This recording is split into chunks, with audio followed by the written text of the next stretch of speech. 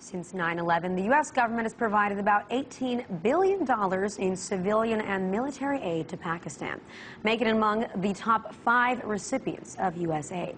Now the country is wreaked with monsoon floods, which could displace up to 20 million people. The U.S. is still sending in millions more. But if you look at the polls, this doesn't seem to be buying America any goodwill in the eyes of the Pakistani public.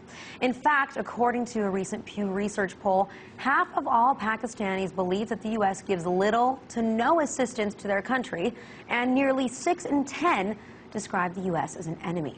So who do we blame that on? Is it the way the aid is distributed, the people that it's given to, or is it simply the fact that the two countries just don't understand each other? Well, here to discuss it with me is Aisha Chowdhury, writer and director of the documentary film Pakistan Inside the Tinderbox. Aisha, thanks so much for being here. Thank you for having me. Now, there's 2 issues essentially that I want to discuss here when it comes to aid. You know, it's where the aid actually goes and what's done with it, and then where people think the aid goes, if they even know that it's being given in the first place, you know. So if we look, you know, at some of those polls that I just mentioned about the fact that half of Pakistanis, all Pakistanis don't even think the U.S. gives any aid. 6 in 10 think of the U.S. as an enemy. You know, what do you think it is that shapes these perceptions? Why do people think that way? Well, I think a lot of the Pakistanis that I interviewed during my documentary, I asked them about U.S. aid, and they were very quick on their response, and they said, we're not seeing the results. They think that if the U.S. aid is coming, then their economy should be getting better. There should be more development, their educational institutions should be better, and they're not seeing that. And so that's why they believe it's not going to the right people. And there's a history of corruption in the country, and so they think that it goes into the pockets of a lot of politicians. And that's really the general feel among the common folks in Pakistan. But so in that sense, you know, is there anger with their own government for the fact that their government is corrupt and they're not distributing the money? Or is it, you know, at America for, I don't know, being foolish enough to give it to the government, but who else do you give it to if not the military? Right. Well, it's definitely split between both parties. There's a side of Pakistan which blames the government. There's the other side that does not want to trust America and does not know where the aid goes because they're not seeing it. You know, a lot of people would put blame on, you know, I was reading from a lot of analysts today, they're saying, you know, there's poor coordination with the Pakistani government, but there's also a lack of understanding of Pakistan's needs, in the sense that America, when they choose to give aid, they also like to say how you're allowed to use it. So, you know, do you think that that's a problem? Do you think that America doesn't really understand Pakistan and what it needs? I think that is a problem, and I think you have to remember that to understand Pakistan, you need to understand the Pakistani people. And you need to understand all of them across the board. You need to understand the poor, and you need to understand the elite. You need to understand everyone in the middle. And each of those groups have different needs.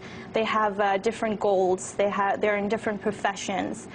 In these floods, over $1 billion of crops have been damaged. And so, to understand Pakistan right now, it's very important to really focus on that, focus on making these people self-sufficient so they can get back on their feet and back with their lives. Now, you know, one of the things that I really found interesting in your film, too, is you showed very different sides of Pakistan. You definitely, you know, 60% of the population there lives on $2 a day or even less. And then at the same time, you showed us some of the cities. You were on, you know, red carpets with models and with designers that were bringing Fashion Week to Pakistan. So how do you fuse those two together, too? You know, I mean, how... On one hand, it's like, as an American, when I was looking at, you know, the Fashion Week and the fact that there's Mercedes and there's McDonald's and I think Carl's Jr. or Hardee's or something I saw in one of the images, you think, oh, this is just like us. And then at the same time, how do you understand that 60% of this population lives in horrible poverty? Yeah, that was one of the goals of my documentary. I wanted to show Pakistan on a different level. I wanted to show that, okay, there's poor people in Pakistan, and this is what they live in. These are the conditions. And also at the same time, I really wanted to show a more positive image of Pakistan. I think Pakistan deserves that. There are good things about the country too, and that's a lot what the people that I interviewed, they really focused on that. They were like, you know, we have good things in this country too, but the international media doesn't focus on it. So that's what I went there to ask them, tell me those good things and tell me where you think Pakistan needs to improve, and tell me about the United States, tell me about the aid that goes there. And I think the documentary really brings out different faces. Do they feel ignored by the media altogether, though? Because on one hand, it's the media isn't covering the positives, and at the same time, you know, what about the coverage of the floods? We just have 30 seconds. Yes, the coverage of the floods, actually, a lot of the people I've been in touch with in Pakistan right now, they're very frustrated that the international media did not give it as much coverage as it should, because this is a huge natural disaster. Over 20 million people have been affected, 5 million displaced, and 800,000 people are completely cut off from any type of relief help.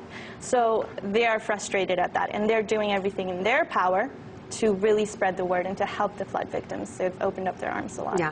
All right. Well, thank you so much for being here, and a great film, too. Thank you so much.